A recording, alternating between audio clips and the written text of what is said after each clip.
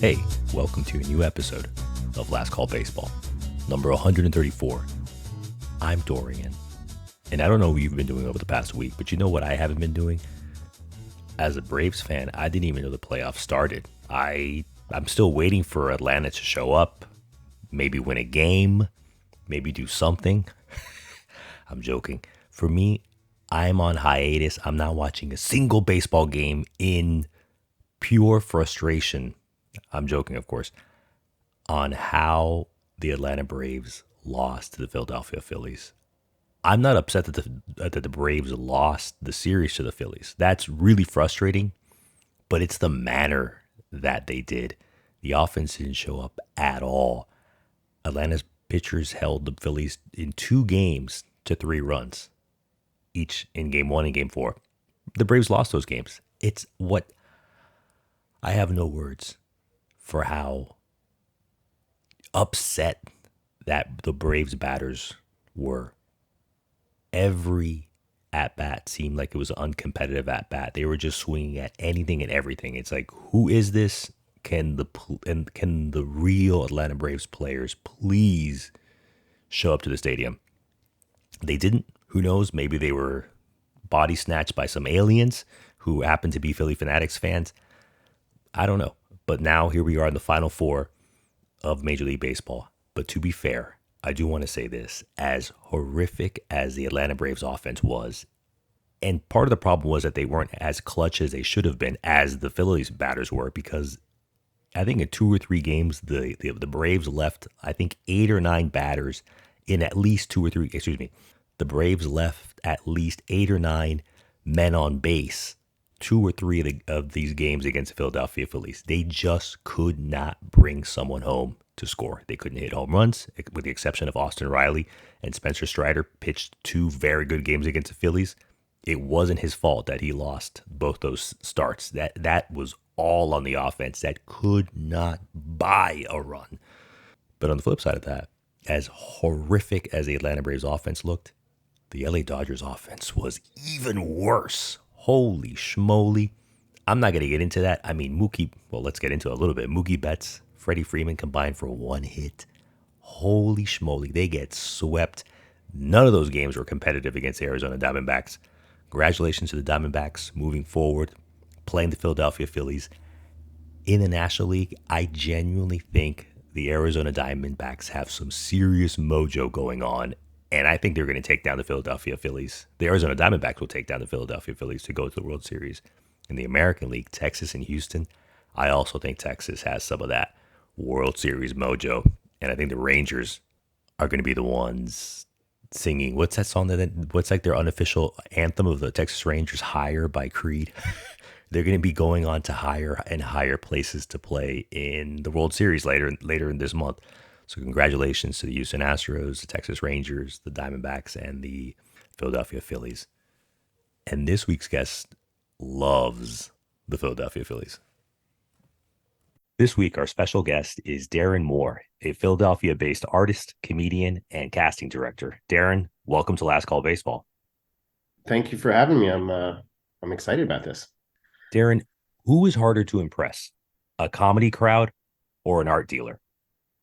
I think it depends on the crowd and it depends on the dealer, right? From a comedy, I think the hardest crowd to impress is a crowd of other comics.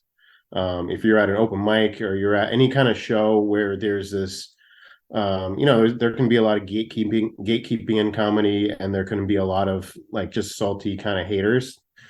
It's not everybody, but they're out there, and I don't have too much experience with art dealers. A lot of my stuff has just been displayed in restaurants, and that's one of the things I'm trying to crack into. But I think you do get you. I have a friend who's a collector, and you do get to a certain level where there is a lot of some of these art dealers they function as agents for the talent as well.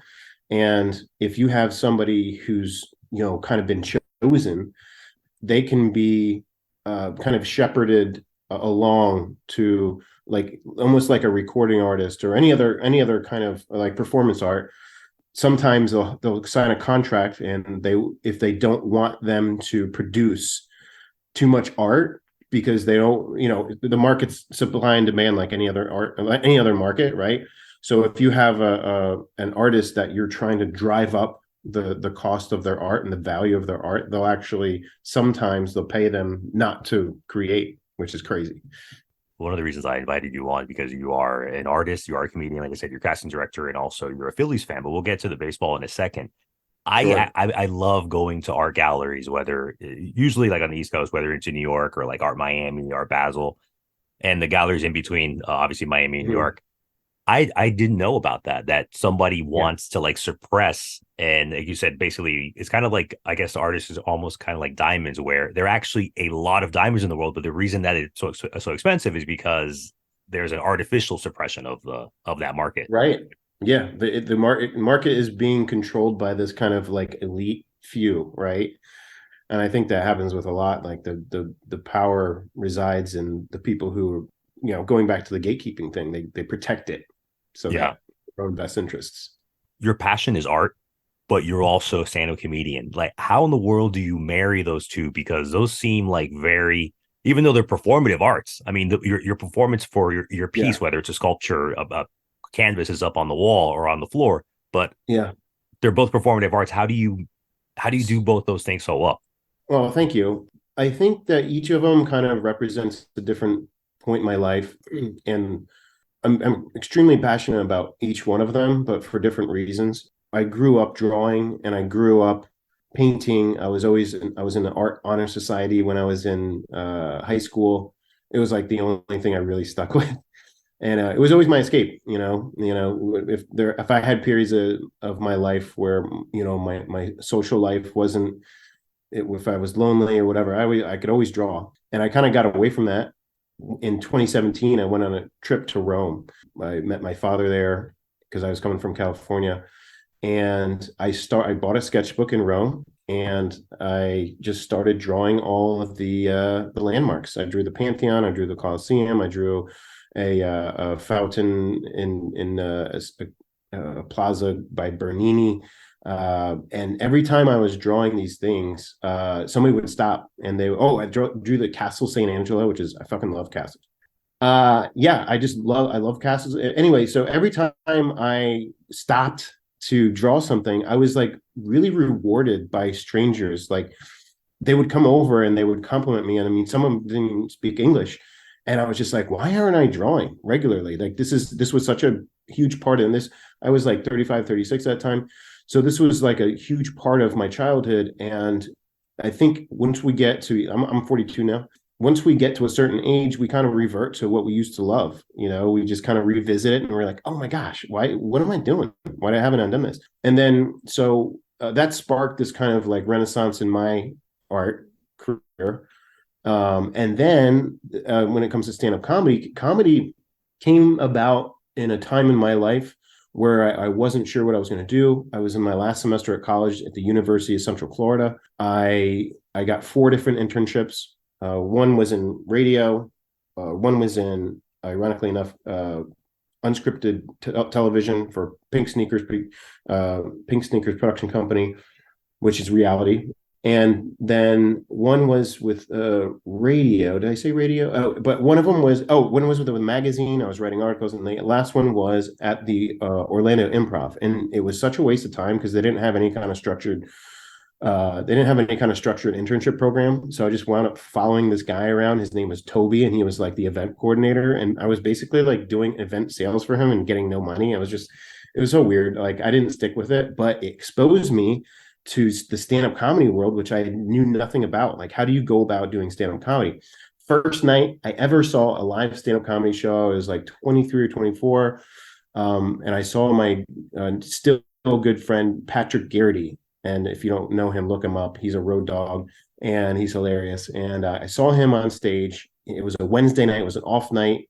They had a fallout. A lot of times they'll call up like a local headliner to fill this spot if they have somebody fall out.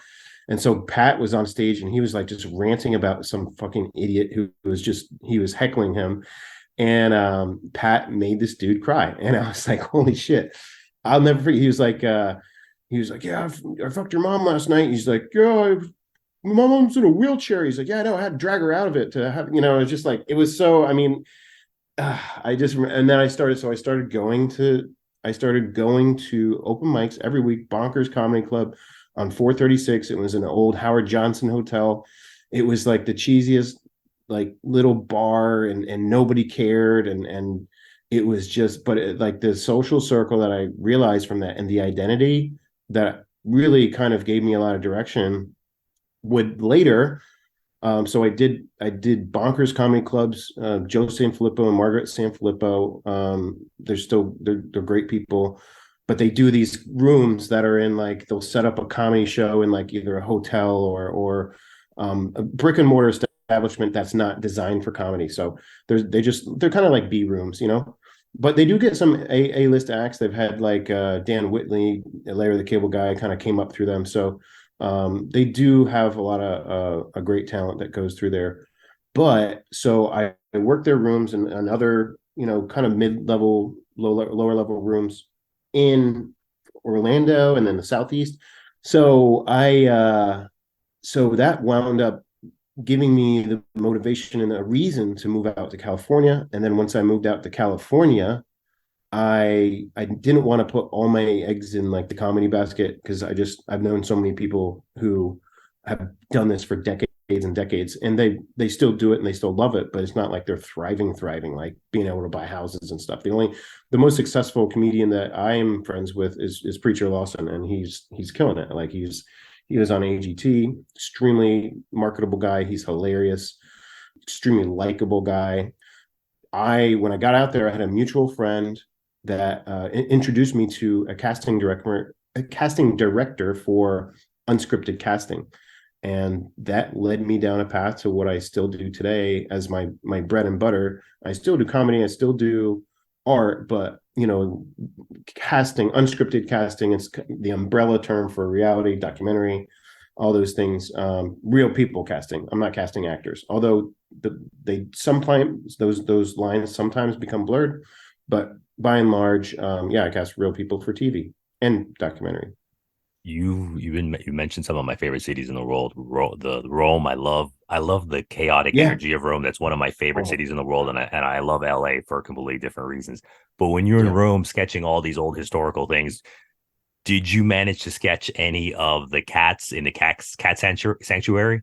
Because I noticed you No. had a picture of a cat in some interview you did like 2 years ago, when you were living out in LA. So I was like, this Yeah. guy's a cat lover. He gets thumbs up from me.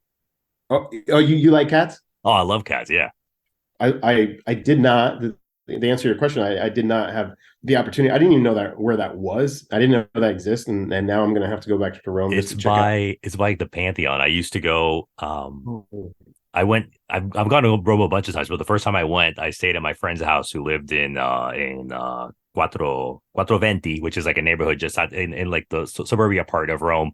And I used to take the train into like the historical part of Rome, and then the train station is like the train stop is almost right in front of the cat sanctuary. It's like this sunken area, and then uh, I would never pay the bill, the ticket. I was thank God I didn't get fined like 50 euros every time you go. But yes, they have a cat sanctuary in Rome, and I also love going to cat cafes when I travel.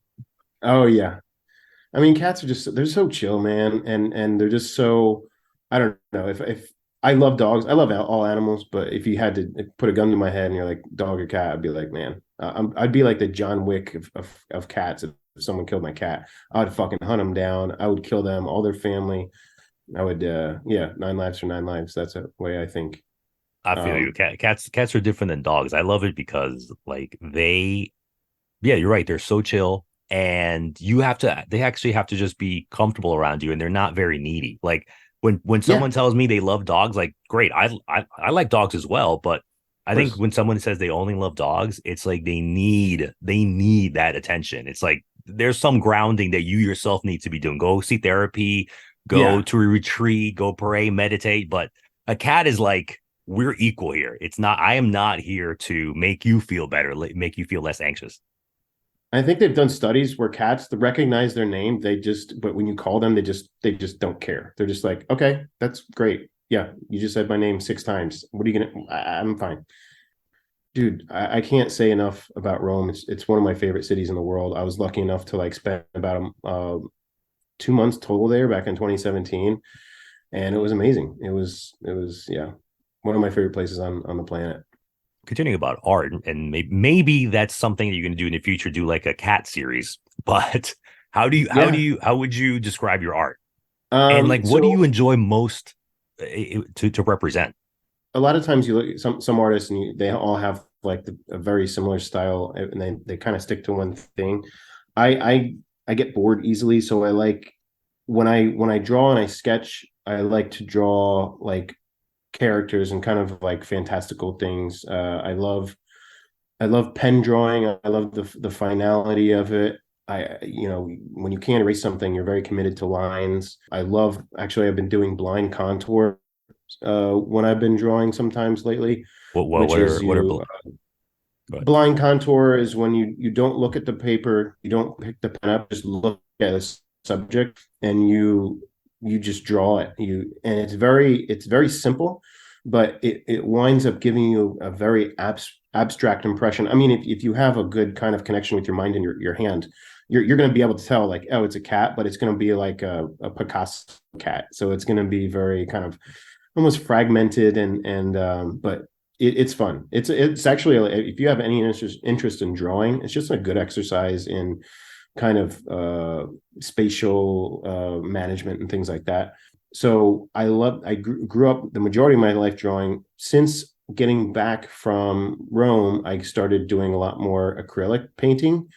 And about two, yeah, December 2 years ago, I did a live painting for a charity event in LA, and I was like, man, what do I really love that I can capture really easily? And I love cactus. I love cacti. I love cacti.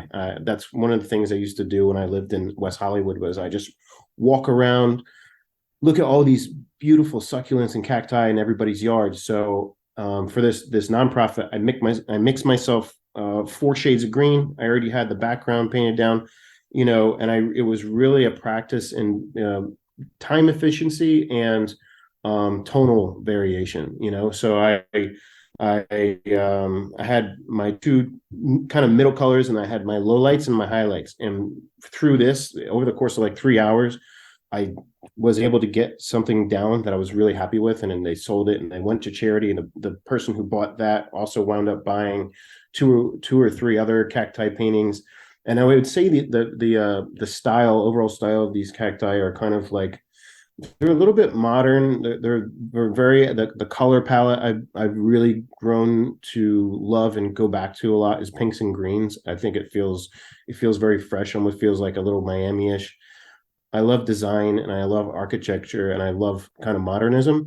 So I think some of my stuff could be interpreted as that. I have one behind me. Those are, Yeah, I um, see that. It's like pinkish sky. I yeah, guess maybe like sunsetish, and obviously the yeah, yeah, they're cacti, yeah. but it's almost like the They're essence called, of a cacti. yeah, exactly. They're kind of oversimplified versions of cacti. They're almost kind of like modern, yeah, modernist ones. So I think those are like two of my favorite styles. Oh, you know what? I totally forgot. I also have a line of greeting cards. They're called Twisted Greetings. Let me show you. So these are very like this is an example of one of my Twisted Greetings cards. It's a woman. She's got missing an arm, right? And then the sentiment when you open up, I'd give my right arm for you.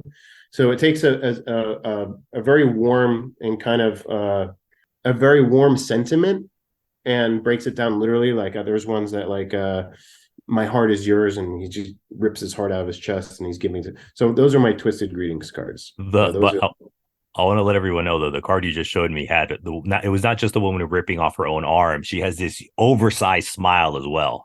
yeah, they're very happy. They're very cheery.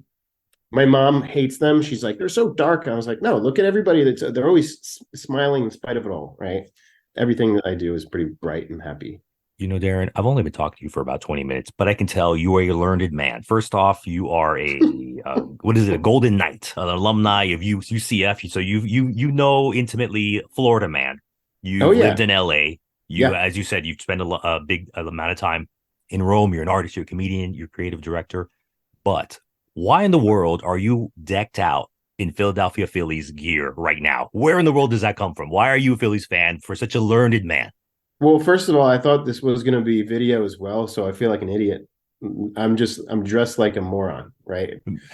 No, not at all. But and I want to also point out that you're wearing an Atlanta Braves cap, and it's 4:22 Eastern right now. So that means at 6:07 p.m. Eastern, precisely what's that? An hour and About 40 38 plus minutes. 7, Yeah. for an hour and 45 minutes from now, we will be mortal enemies, which I'm okay with because I think we've established a bond here, and we'll go back to being friends after.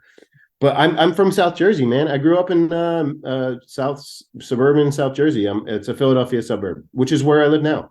I moved back here. So the first like 2 decades of my life, I spent in South Jersey. Huge fan of the Phils. My favorite team ever is the '93 Phils, who went to this World Series and lost in 6 games to the Blue Jays. But more But importantly, beat the Atlanta Braves in the National League Championship Series. I remember that. I couldn't believe that they lost to yeah, those bums, like the cigarette smoking, like out of shape dudes. I was like, I can't believe it. I can't. I couldn't. oh yeah, I still remember that. yeah, bro. I mean, that's why I love that '93 Phils team. They were just such a bunch of ragamatag, scrappy to Darren Dalton. First of all, he had the same name as me, so I'm like, of course I love him. Plus, he was like a stud. Like he had his a Playboy wife, super good looking guy. I'm like, one day I'll be like Darren Dalton because I'm Darren. And then first base you had Crucker. Who doesn't love John Kruk, right? You don't have to be a Phillies fan to love John Kruk. He's great. And then second base was Kevin Stocker, shortstop Mickey Borandini, or maybe I switched those up. Third base was Dave Hollins. In the outfield, you had the dude Lenny Dykstra, and Dykstra. Let's be clear, was always juiced to the gills, and I used to look at his muscles and I'd be like, man, he's jacked. And then years later, we realized they're all doing steroids. But hey, I think that proves that they're great for baseball. They After the '94 strike, the steroid era saved baseball. Let's not lie to The ourselves. '93 Phillies were ahead of the time. They were Yeah, trendsetters. absolutely. So that was my favorite. That was my favorite. That's my favorite ball club. But I will say this current Phillies team is really, really making their way into my heart. The passion that Bryce Harper plays with, and he's like, you have big moment guys. Bryce Harper's a big moment guy. A Rod, I mean, he used to be a phenomenal baseball player, but if I'm in a clutch situation, I have A Rod or David Ortiz, like give me David Ortiz 10 out of 10 times. He's just some guys just thrive on that pressure. Yeah, so I love the Phils. Just growing up around Philadelphia, going to games at the old Veterans Stadium when I was a kid. That piece of shit stadium, like we would get the nosebleeds. Everybody looked like ants on the field. They used to 70, 80,000 people capacity, and maybe it'd be a 30, 40,000 people, all these wasted seats and all this wasted space. But I love the Phils and the Philly fanatic, bro. Do you guys have a mascot? Does Atlanta Yeah, it's I think his name's Orbit. No, I don't know. He has like Orbit? these weird ears that pop out like this. I don't even remember. I don't even remember his name. Is he like a Native American? No, there used to be Nakahoma Oh, used to be the Chief Nakahoma used to back. This is back in the '70s and '80s when the Braves were really really bad. Yeah, but then obviously they got rid of that. So I. oh, yeah, he got canceled, huh? I see his face. I can't remember his name. He has like a creamy face. He's fuzzy and he has ears that stick out like a foot on each side. It's not a pretty sight. Yeah, you have to cancel anything having to do with Native American culture, which, hey, I don't know. Is it disrespectful? Do you still do the tomahawk chop? They know in the stadium. They no longer lead you on it, so they don't Really? actually pump the music in. But up and even until Oh. last year, like they would like lower the lights and like you would just turn your phone on with the light to do the chop. Ah, But at the same time, it's the Atlanta Braves have a really good relationship with the Native Americans of the Eastern Carolinas and Georgia, oh, and they good. do a lot of like initiatives with them and like baseball and education. And Yeah. apparently, those tribes have come out numerous times and say we don't care that they do that. They're more Yeah. they have other problems than someone Yeah. just doing a chant. I think a lot of times it's the people who become offended for these special They're just interest groups. looking to get offended. They wake up and it's like, what Yeah, do I want to get? What do I want to be dude, mad about today? this is kind of funny. I was this was about it was 2 years ago actually. I was with my girlfriend who is Mexican and she's also 50% Native American. And we were at we love design and furniture and stuff. So we were at this thing called Modernica. We were looking around at all this, 50s, 60s vintage furniture. And I looked at this, I saw this sculpture and I was like, it was kind of a piece of shit, but it's something I thought maybe was cheap I could take home. And so I was like, hey, how much is this? And some hipster shouted to his friend Riverwind or whatever his name was. And he's like, oh, he's like $900. I was like, well, that's fucking dumb. That's, okay. I could see what you're trying to accomplish here. And we were dressed up. I was dressed up as a construction worker, and she was dressed. She had a sombrero on, and so they're like, "What do you guys?" It was Halloween. That's a very important detail. This is Halloween that we're walking around doing this little thing, and they're like, what are you guys dressed up as?" I was like, "Well, I'm a construction worker," and she pipes up and she's like, "And I'm the Mexican that took his job." And so this is a very funny joke between us because she's Mexican and we like having fun, but not in a disrespectful way. And they just the way they reacted, and was just like, okay, guys, calm down, lighten up. This is, she has that privilege, right? My girlfriend. They need some more Darren Dykstra in their life. To Yeah. have some learn how to live and have fun. Oh, those two, man. I remember reading stories about them, like the drunk driving, the kind of womanizing. The dude was, yeah, nails, tough. Maybe he got Nails. beamed in the head too often. I don't know. I don't know. He was just a dick. He's done so many shady things. Got Oh yeah, arrested. with the fraud, the fraudman, the defrauding of, I forget what it was. Wasn't it like a video game, or is that somebody else? Yeah, I think so. But I think he may have even been selling drugs, dude. Like Who I knows? think. You Let me know, check. you were saying that when you were growing up, you liked, who was the Darren player? Aaron Dalton. Darren Dalton. And you're saying, oh, because we share the first name, we share the first name. You liked him. One of the reasons you liked him. When I was preparing to talk with you, I was like, you know what?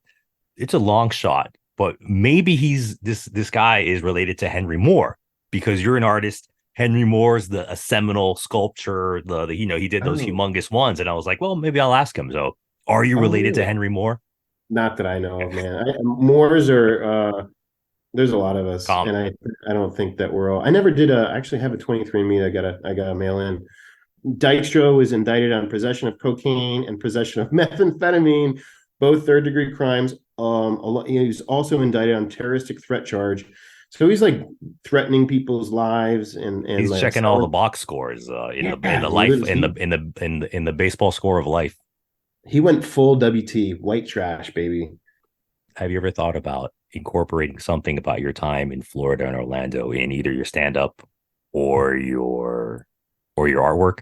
Yeah, I mean, I think we're all influenced by the places that we've lived. If we've spent a significant amount of time there, when I look at, the first 2 decades I spent in Northeast, the next decade or so I spent in the Southeast, the next decade was in LA, and now I'm back in South Jersey. So when I look at a lot of my earlier material, I had some like NASCAR stuff, and it's funny because I feel like it's like a trend to Florida man and to rip on Florida and to just highlight all the craziness. I mean, I'm sure you've done this. I don't know if you have, but when you Google your birth date plus Florida man, then you see some absolutely fucking bonkers article that comes up as some guy who tried to ride an alligator while he's on methamphetamines or some shit. You I know, love Florida. I defend Florida and I defend Florida, man. I'll tell you why. I've spent a lot of time in my life in Florida. People don't realize that the very fact that Florida man exists means Florida is better than everybody else. And this is not a joke. yeah. This is because the sunshine laws, which means every arrest, anything to do with law enforcement, Mhm. anybody, whether you're a journalist or anyone, can look it up and ask and file a FOIA, Freedom of Information Act. The majority of states in the United States, as crazy as it sounds, this is true, the freedom of the press, all that stuff, a Mm-hmm. lot of that is restricted. And so there are just as many insane people in Iowa, in Oklahoma, in Mm-hmm. Georgia, in California than there is in Florida. Mm-hmm. But because Florida, you have to, the government has to open up its book, so to speak, on any type of law enforcement issue. Therefore, it's a very easy, it's a treasure trove for all journalists to then say, oh, look at what happened in Florida yesterday. Oh, I did not know about that. So the arrest records are more obtainable to the Public, public. yes, in the state of Florida than it is Oh, in any other state in the union. People don't realize that, and that's why. But people still keep making fun of Florida because it's like there's too much sun there. It bleaches your brain. It's yeah, funny to read, but there is a reason why you're able to read it. You can't read that stuff for someone in the Commonwealth of Massachusetts or state yeah. of Ohio. I did not know that. Two questions in one. Okay. Tell me the difference in the art scene on the East Coast and LA, and tell me the difference of I don't know if you made it out to baseball games in Dodger Stadium or down in Orange Oh, County all the at the time. Yeah. Angel or what is it called? Angels. What the heck do they call it? Whatever, wherever the Angels play. Oh. What are differences have you found in the art scene on the East Coast and the West Coast, and then the fan experience going to a ball game in Philadelphia versus LA or down in Anaheim? I think of course the well, there's several different aspects of an art scene, right? You have street art, you have like local art, and then you have like the gallery stuff. I think New York is obviously known to be have all these very prestigious galleries, but LA, they have Museum Row, and they have some of these like older collections of art. To me, so I don't think I can speak very knowledgeably on when it comes to like the gallery angle of like selling art, because I'm not with a gallery, I'm not represented by any gallery or anything like that, but just from the Not accessibility. yet. Not yet, not yet. Yeah, good point. Thank you. Yeah, just from the there's two metropolis areas that they're going to draw talent, and they're also going to draw like collectors. So I mean, you look at like the Getty Museum, the Getty Villa, you look at LACMA, you look at The Broad. the Broad. I love the Yeah, I love it Broad. too. Yeah, it's amazing. I think Um, it's better than the Getty Villa, or even the one in Malibu. I think the one in Malibu is kind of like it's a beautiful place, but it's just yeah, like you just recreated like Hadrian's temple, and it's like okay, yeah. like I don't know, it's like So waste of money. I I'm think, surprised for you being a Rome guy. I'm surprised you don't love the Getty Villa, because that's exactly what they did. They recreated like but that's what I Hadrian. don't like. It's not authentic. I mean, in the sense of Oh they yeah, obviously yeah, have authentic pieces there, but yeah, I understand you want to put it in the place where you would have found it if you were yeah, incredibly wealthy 2,000 years ago. yeah. But then New York, you got the Guggenheim. Obviously, Philadelphia's got the Philadelphia Art Museum where the Rocky Steps are. So I think there's, I mean, look, art's everywhere. It's always going to be, and the bigger the population of a place, the more talent you're going to have just by sheer numbers. But then the second question, yeah. So, yeah, when I was living in LA, I was in West Hollywood, so I was probably 7, 8, 9 miles from Dodger Stadium up in off of what it was Chavez, Chavez Ravine. yeah, Chavez Ravine. And I don't know if you've ever like dived into the history of Dodger Stadium and what had to happen Yeah, for that wonderful stadium to take place, but it's not the nicest thing that they displaced a lot of Mexican Americans that had lived there for decades. And that being said, it's one of my favorite ballparks. The Dodger Stadium, aesthetically, I mean, when you're at a ball game at Dodger Stadium, especially an afternoon night game, when you go in there and it's daylight and then the sun sets, and then you see you can see all the houses and the hills beyond, and then the lights start to come on. I love Dodger Stadium, and it's just a great ballpark. It's a beautiful ballpark in that way. And I don't know if you find this. Obviously, you grew up a Braves fan, but then if you do move around the country, if you're lucky, you get to adopt a home team for your time there, that's a great home team. I love the Dodgers, man. I love Clayton Kershaw. A lot of the guys who were on the team when I was living there. I'm trying to think who else. I think Mookie Betts he just got there recently, but he was there. Even he was anyway. There's been a couple of Phillies that relocated to Los Angeles. Oh, you know who it was? It was the second baseman. I Chase see Utley. Chase Utley there. That's That's cool. it. Yeah, Yeah, he yeah. was on I think the 2017 or the 2019 World Right. Series. So the Dodgers, they're a great club, and I love a team with history. I don't even hate the Braves, man. I mean, you're talking about some people get so wrapped up in their divisional rivalries, and you're just like, shut up, who cares? Like at the end of the day, it's baseball. Who doesn't love baseball? A lot of people don't actually. I tell people I love baseball all the time. They're like, that's boring. I'm like, well, you have no attention span because it's such a game of suspense. That's what it is. And I think I actually read an article where it broke down the actual action time versus the standing around time. And football has way more time standing around. They're play, stop. So baseball is exciting, bro. I mean, even going back to that game the other night, that the game one of the Divisional series. NLDS, yeah, Atlanta this year was they're so good. I mean, would they have five guys that hit 30 or more homers or something ridiculous? Yeah, it was like it was an insane Acuna, number. Acuna didn't he steal like 70 bases and hit Yeah, he over 40 stole. homers? I think he stole 70 or 71 bases and like hit 41 home runs. It's just So like it's 40 insane. 40 club. What about the 40-70? That's insane. That's And he ridiculous. almost did it. People were like, "Oh, it's because of the bases were so big." It's like, well, if the bases were so big, why didn't anybody else do it? And Acuna almost did had he almost had a 40-40 year. I believe it was in 2019. He had a year that he hit 41 home runs and he stole like 38 bases. He had that injury a few years ago. This is his Yeah. first full year back. It's super healthy. It's like he already had it in his blood to do it. So it's no Yeah. surprise that he could do 40-40, but not 40-70. That's crazy. And going back to those like little tweaks that they made over the offseason to slightly bigger base. I don't That's not going to make you win steal 70 bases, bro. I mean, I think they did the math and it was like it with that added size of that base, maybe the bases are like 2 inches closer or something like that, right? Yeah, But something. that It's almost negligible, but there is a difference, but not like an extra foot. Yeah, I guess going back to yeah, I love I saw they call it the freeway series where the Angels come up and play and I mean also a big Mike Trout fan. I love Mike Trout. He grew up in Millville, New Jersey, I which was is gonna about ask you a if you half were by hour. there. Yeah. I mean, there's an airport that my dad and I used to go down to Millville and have breakfast at this little cafe. And so yeah, love Trout. I hate to see all his injuries. It kills me. But hopefully he can stay healthy next season. But comparing LA, you got to look at the fans too. I think that's part of your question.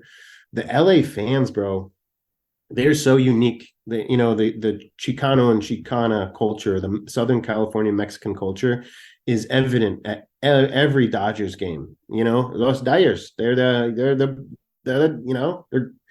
home team. And it just feels like you can get a Micheletta, you can get a Dodger dog. It's the Dodgers culture is such a distinct culture. And then when you get to Philadelphia, and this is why to me, there are certain baseball cities that are, got to talk about Boston, Philadelphia.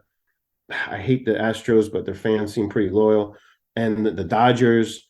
I don't know. I don't know how the Braves fans are, but then you have certain fan bases that don't support, like Tampa Bay, like Tampa fans. I don't know. Are there any Tampa fans? And I skipped over the New York Yankees because the Yankees are, for some reason, they have this ability to absorb fans from all over the country. They just New York Yankees. I like the Yankees as well, but I don't know if they have. I don't know about their fan base. I'm not sure if they're really. Everyone always makes fun of the Rays because no one shows up, and obviously everyone saw that. I think it was like 17 or 19,000 people showed up to those two wild card games against the Texas Rangers Really, last week. But the really issue is people don't logistics. understand it. The stadium is in a town called St. Pete. It's Yeah. about a 40-minute drive in horrific traffic. There's Over a no bridge. population over a Yeah. bridge. Yeah. Tampa Bay loves their sports teams. Tampa Yeah. Bay, they love the Buccaneers. They Yeah. That's they true. love the Tampa Bay Lightning, a ice hockey team in Florida. Yeah. That in itself should blow your mind. Yeah. You drive around the Tampa Bay area. There are people with their cars and the flags of the Buccaneers and the Lightning or US. There's a lot of UCF alumni, USF Yep. alumni, FSU, UF. I mean, they love their sports, and they would Yeah. love the Rays too to go in person, but make the stadium in Tampa proper, not in the outskirts. And then for the Yankees, I don't even dislike the Yankees. I dislike Yeah. how the media makes them as this is the team. Like that's it. Yeah. Anything if the manager of the Yankees sneezes, it needs to be the first 2 minutes on ESPN or on Sports Illustrated or whatever. It's like stop talking about the Yankees. They're not the only baseball team in the universe. And for a little bit of my early career, in my first professional job was for a an indoor soccer, a professional indoor soccer team, and they were called the Orlando Sharks. You probably never heard of them, but I've heard of the while Tampa I Rowdies. I've heard of the Rowdies, which I oh guess is the really rivals, right? I guess because they're yeah like the A League, I think, or something like that. Right? I yeah don't well know. at this time they were the MISL, the Major Indoor Soccer League, and there were a couple of we had a venue guy, but we used to have that conversation about the Tropicana Field, and how that is absolutely, like, logistically it's a nightmare. You got to drive, like you're saying, you got to drive over a bridge that always gets backed up. It's just so inconvenient if you don't live in St. Pete. One of my best friends And they're from expanding it, so even more traffic. are they really? Yeah, They're that bridge they're going to expand. yeah, they're expanding it, but again, that means they have to shut down lanes, so it just makes it there creates even more traffic. I mean, all these. Oh, let's talk about Phillies fans real quick, since we have to. Phillies fans are, if you're not a Phillies fan, it's the worst thing in the world. But they are the most. I mean, you've heard stories and them throwing batteries, or Eagles fans throwing batteries at Santa Claus during. I mean, they will riot. They will. Philadelphia's got the best fans, and I know I'm biased, but Bryce Harper, when he was playing for the Nationals, when he used to go to Philadelphia, he used to be like, "I want to play here. This is where I want to play. This is the best fan base." I was reading another article, or I heard an announcer, I think during the game the other night, and he was just like, "Yeah, there's home field advantage, and then there's the Phillies, and then there's the Citizens Bank Park, because it is they just man, if you're playing away in Philly, it just sucks for you. It sucks." When Bryce Harper used to play with the Nationals, I was like, how in the world is this guy going to fit in Philadelphia? Because he's from Las Vegas.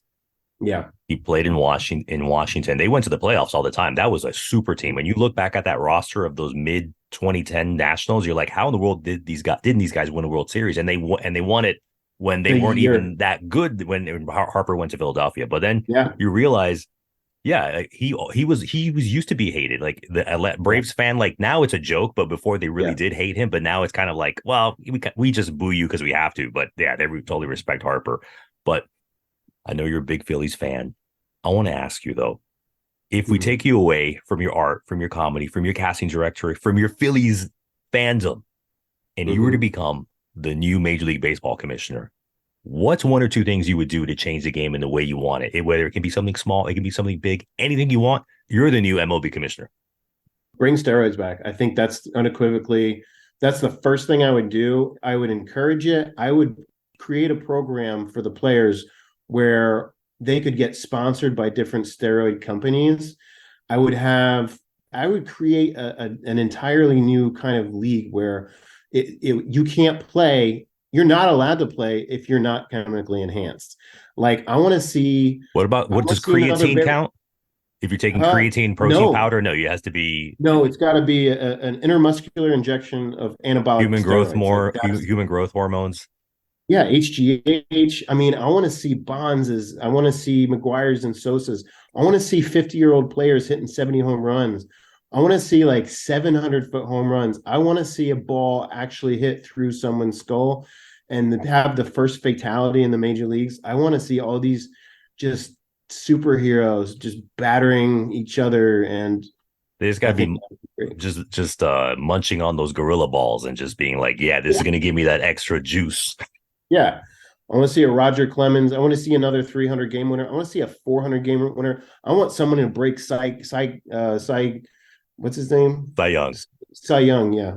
I want to see that record broken. 500. Let's see a 600 game winner. Forget seeing is broken. I want them to bring back Cy Young with some giraffe hoof power. Yeah. Bring him back from the dead and say, here, go pitch, win 600 games. That's the real Let, stuff right there. let's clone Cy Young. Let's dig him up. Let's take his DNA. Let's put him in a test tube. Let's like create a new Cy Young. Let's take Cy Young, Satchel Paige, all these guys. I grew up loving. Okay, so that's like not a serious answer, but I guess To what be are fair, I'm sure there would be a little bit more owners that you would think that would be like, it's not a bad idea. That makes money, baby. absolutely. I don't know why we frown upon steroids and these And different. and performing to our physical limits. If everybody's allowed to do it, then it's not cheating, right? Like just let everybody do it. Then it's a level playing field. Oh man, that I think it's so funny too when people like look at Barry Bonds or like, there's two schools of thought. First of all, steroids are not gonna make you hit the ball it's not gonna improve your eye hand coordination. What it is gonna do, it's gonna give you a longer. You look at Bonds's he didn't have his first, I think, 40 home run season until he was like 38 or 39 or something. Like you look at that stretch of I want to say like 99 to 2003 or something, and his numbers just jump. If he never went down the Balco route, what do you finish with? Like 764 or something Yeah. like that, or 762. If he didn't do that, I think he's like a mid to high 400s. And You still a know, Hall of Famer. still a Hall of Famer. That guy was the greatest player of his generation. All due Absolutely. respect to Ken Griffey Jr. and all that stuff, but Barry Bonds Yeah. was the greatest player of his generation, and it was his ego. He got jealous Yeah. of Mark McGwire and Sammy Sosa, two dudes who couldn't hold a candle to Barry Bonds. It was his ego. Absolutely. I look back. I mean, I joke about it, but I do look back on that time where I mean that was my teenage years. I remember that home run race. Looking at my mom used to have a subscription to Time magazine, and so I remember like seeing they had an article that mapped out every ball that McGwire hit during that 70 home run season, and it's so funny. And looking back in retrospect, Bud Selig, he knew. Like, there's no way he didn't know. But it saved baseball after the strike. The season shortened season in Yeah, '94. '94. Bro, the attendance was down, and that season is a shame because one of my favorite players, Tony Gwynn. I don't know if you look up some of his hitting statistics, and I think like to he would have had to strike out 365 times in like the last 10 seasons to get he's the I think he's probably the one of the greatest hitter of all time from a contact and hitting perspective. Obviously, like Ty Cobb, Pete Rose. I love Pete Rose too. But yeah, that steroid saved baseball. I mean, there's no ifs, ands, or buts about it. I think I already sketched out your next art series. Like I said, it's the cat series is going to come out, and then Yeah, the steroids. I think you should yeah. incorporate that into your cards as well. Like Just like me. look how Yeah, big my heart swells for you. It just have like a steroid needle falling out of it. I could do like a still life of just all syringes and stuff. I think that I am kind of on the fence about the pitch clock. I don't love the pitch clock, and I can honestly see I can see the what the intention is with it, but I think that we're going to see some of these older pitchers, which pitching is I think the one position where you actually do get it's like fine wine. Older pitchers, your ball placement gets better. Your pitch selection gets better. Even if your velocity drops, like if you have good placement, I mean, this is just a theory of mine. I can see this pitch clock really working against older pitchers that don't have the kind of recovery and athleticism as a younger guy. And also, I've seen some just really rushed feeling moments. As I said before, baseball is a game of suspense, right? A part of that suspense is the waiting and the timing. And even if you don't like it, that's part of the game. That's always been part of the game. Baseball is the only that's what makes it so unique. There's no time limit on it. You can theoretically you can have a baseball game that goes in perpetuity and lasts forever, and that's cool. You know what I mean? That there's extra innings and there's no ties. So I think the pitch clock has kind of it's taken a little bit of the finesse away from the game. It's taken a little bit of the charm and the what makes baseball unique. Now it's time. That's so weird to me. I hope I've heard people talk about it, but I hope they never do. I hope they never incorporate like a strike, like a digital umpire that forms a the strike zone box, and because you need framing. That's a part of the game, right? Framing the ball, catcher framing the Oh, ball. you mean automatic, like automatic balls and strikes? Well, Yeah, automatic balls and strikes. they've experimented with that in, I believe it was the Cape Cod League or Uh-huh. another independent league, not in the minors yet, but they have done it in organized professional baseball, and they've done it in concurrence with MLB because they wanted to test it out in other Do, forums. do they have any findings as far as how it affected? I don't know the findings. I think they've only done it for about a year or so. Again, I Yeah, think it's either Cape Cod or another independent league that did it for MLB. because to me that's part of baseball. How is the umpire calling them? Right? It's almost like even when you look at the NBA and how physical it used to be, and now you have guys flopping and I know LeBron James catches shit for being dramatic and selling these fouls. They sell the fouls now. That's been a trend that changed the basketball game. So I hope they never do something that takes away kind of like it's something about baseball. It's was that a ball? Was that a strike? It's not black and white. It's not cut and dried. Conversation starter. Yeah. But yeah, so I guess that's my short answer. Just like, pitch clock. I don't know if we need it. It's shortened games. So why I think 30 or 40 minutes on average. I think Yeah, that it's about just about 30 minutes, which is yeah, needed because baseball is played. I think it's baseball. Baseball is played 5, 6 times a week. In yeah, football, when you're watching, I don't know if you're Eagles fan, if you're a Bucks fan, it doesn't matter. yeah, You can give. I'm going to give you 3 hours one time a yeah, week. I'm not giving you right. 3 hours 6 times a week because I have people to cast. I have Yeah. hats to draw. So you have so you were on board with the pitch clock. You like the pitch clock. I like anything that would speed the game up because exactly that. I don't want Yeah. to be up at 11:30 on a Tuesday. Well, I mean that's fair enough, and also it gets you out of the ballpark if you're going to a game. I guess another reason I'm not crazy about it is I'm always I'm always late for stuff, so I like to show up in the third inning and catch like a good amount of baseball. If you do that now, you're going to be there for an hour and a half, and you got to go. Yeah, last call.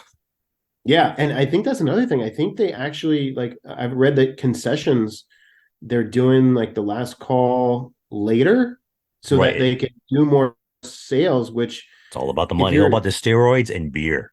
yeah, So some of the things, one of the things that they're doing to play to try to offset that is now that a lot of the baseball ballparks are having happy hour. So they're inviting you to come like at 6 o'clock, and they do like 50% off to drink up until the first pitch. Then it goes up to like $37 for a pint of beer. no kidding. Yes. Wow, I didn't know about that. I hope they do that at the bank. I gotta check that out. But they're not doing that for the playoffs. But in the regular season, a Oh, lot, right. Yeah. some of them have already implemented that basically happy hour at the park instead of bark at the Yeah. park. What's your prediction? Phillies, Braves. Who's going to win and in how many games? You know what's funny, man? I was gonna say, hey, I know you've asked me a lot of questions. Let me ask you a question. What's your prediction? My prediction, I'll be honest with you. I think that Phillies in four. I know you're not gonna be crazy about that. I think the Phillies will. I think the Braves will drop I think they'll bounce back tonight. Hopefully not, but I mean, if the Philly wins tonight, the Braves they're toast, bro. Like, I mean, I always like to see a good series as well. I can see them dropping. I can see the Phils dropping tonight's game and then winning the two that are in, and then clinching in Philadelphia. Just because it's like I said, Rob Thompson, he knows how to manage in the playoffs, and also the Phillies are built for the playoffs. Like their relievers are averaging, I think their fastballs are averaging like 96.4 miles an hour. The relievers on what was that Saturday night averaged 97 miles an hour, and that just bringing out fireballer after fireballer, fresh arms. Like, dude, it fucked with the Braves. They're hitting first time they've been shut out at home since 2021. Like that, those are risky decisions that Rob Thompson's willing to make that are the difference between him and what was it, Joe Girardi before him? And even last when you look at last season No, when the it Phils. wasn't Joe Girardi. It was Gabe Kaplan, and then Joe Girardi before Kaplan. Oh, really? Yeah, Oh, Kaplan was there for about 2 years. He got fired, and I then he don't went over even to the Giants. But anyways, go on. I don't even know my own managers, but I do know Rob Thompson, and there has been a marked difference in that team when Rob Thompson took over. I don't know what he's doing. Some guys just have that touch, right? Like Phil Jackson with his teams. Like some guys just they know how to look at the data, and they know how to make these decisions. And it's funny how much a manager matters in baseball. Like you can turn a 500 team into like a, you know, 600 team, or I mean that's what happened last season with the Phils. They Rob Thompson came in halfway through, they were right around 500, and then we don't know what happened after that. I think that in baseball, having a whole week off, that really messed with the Braves hitters because Yeah, yes, they did yeah. do open scrimmages and they brought up some guys from their minor league, but that's not the same thing to face live professional, live MLB level, and not just MLB level playoff pitchers for a whole week. In football, you would welcome a week off, the bye week in the playoffs, because your body needs to recover. But in baseball, your body is used to playing 6 times a week. If you're not playing for more than 2 days in a row, your body's like, what's going on here? And as Yeah. we saw, for different reasons, the Braves couldn't score a single run in their first game. The LA Dodgers were absolutely rocked by the Arizona Diamondbacks. The Clayton Kershaw, I think he got one out, right? Yeah, one out. The Baltimore Orioles also offensive problems. They lost to the Rangers in game one and in game two, but that was a different story. The only division winner that won their first game was the Astros. Like that Mm-hmm. was it. And again, Yeah. the Dodgers lost for their own reason. Braves lost for their own reason. I think now going forward, especially with the Braves, the offense is going to be back to where Yeah. they themselves expect to be. Yeah, and that's what scares me about tonight's game. Is just like, I feel like they're first of all they're gonna be a lot more motivated. It's easy to go in as a 100 game winning team, and like I'm sure I'm not that they never didn't take Philadelphia seriously, but yeah, it's their look. Atlanta, I think, was the best team in baseball this year, weren't they? Oh yeah, Didn't they? yeah, yeah. The Yeah, best record, most runs, most. I mean, every yeah. record was theirs. And yeah, for me, no team scared me as a Braves fan, but the Phillies were always the team that concerns you because no other team I think is built like the Phillies that could actually compete with the Braves. By the time this comes out, we're gonna know. We Oh should know, yeah, unless it goes we to should Game do Five. we should do a follow up. We will. All right. So now we've learned about Rome, LA, the Broad, the greeting cards. As baseball fans, when we go to Philadelphia, if we want to go see the Phillies, or if our favorite team is in Philadelphia, what are some places, maybe in the Philly or in the South Jersey area, Oh, that you would recommend for a good cup of coffee, a good drink, or some food that you like? I love my girlfriend and I. There's a couple like great little areas. So I really like South Philly. South Philly, you have South Street, which is right. There's Jim's cheesesteaks, but I think that burnt down. I think they just brought it back. Because of steroids? I'm That's how answering they this they really came back. well. Yeah, yeah. There's a place called what's that? Oh, O'Brien's. O'Brien's. I just thought of it. So yeah, it's called O'Brien's. It's right off of South Street. And it's just it's a great place to watch baseball. It's a great place. They have really good food specials too.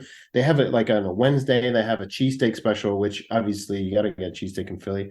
And it's like $5 for a really good cheesesteak, which is insane. It's 2023. You can't get shit for $5. So that's one of my favorite places.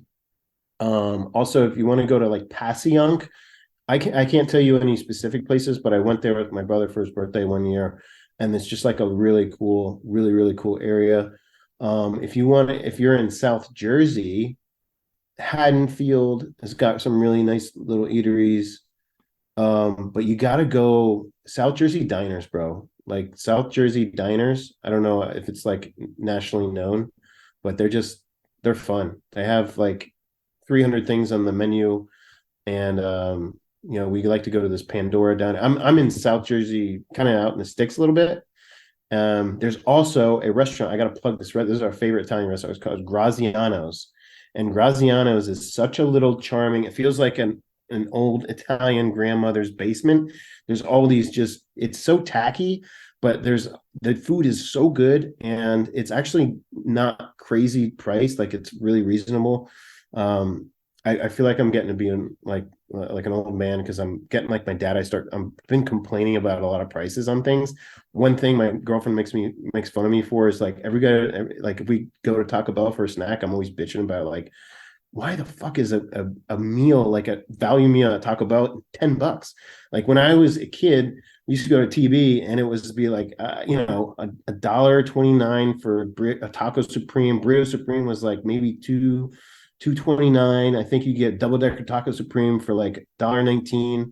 And now like bro, you there's no dollar menu anymore at any of these places. We're going off on a tangent, but I hate But these are where important things. This is what America's talking about, though. yeah.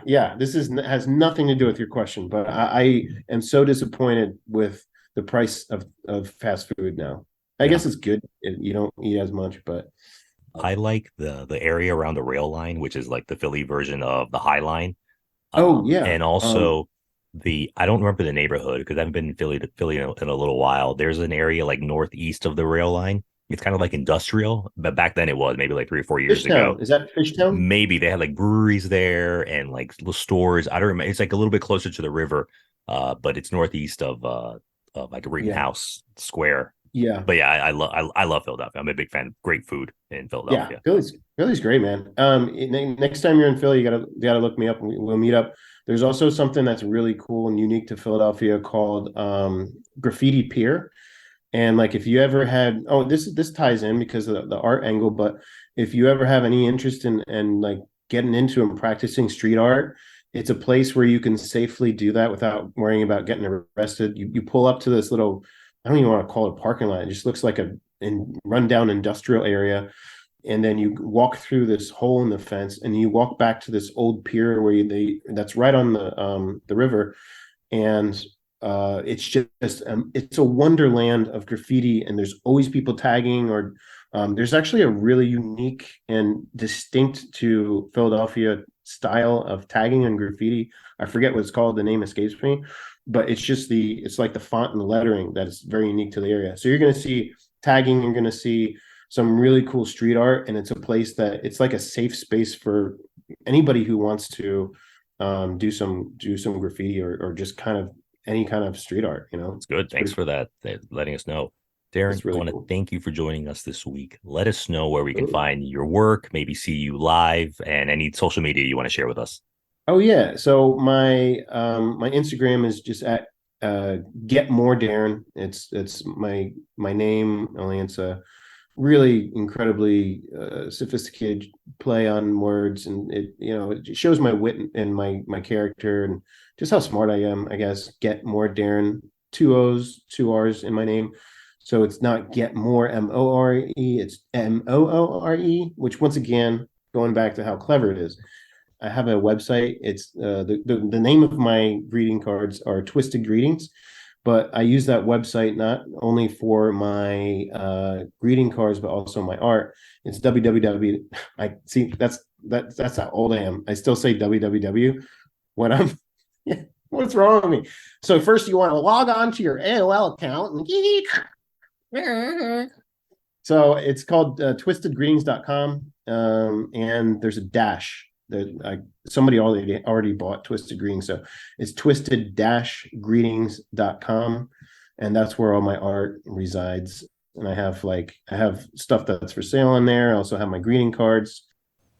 Thanks to Darren for joining us this week. I enjoyed that conversation. You know what? Hats off to Darren because he called it correctly. The Phillies did beat the Braves in 4 games.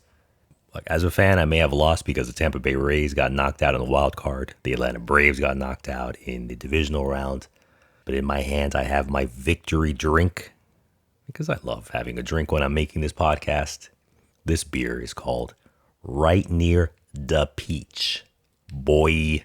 That actually is what it's called. Right Near the Peach. ... Boyee. It's a peach wheat ale. Is it still summer? Obviously not. We can still have nice, refreshing drinks. It's from a good American local brewery called Southern Hops Brewing Company in Murrells, Inlet, South Carolina. There is no baseball being played in South Carolina right now.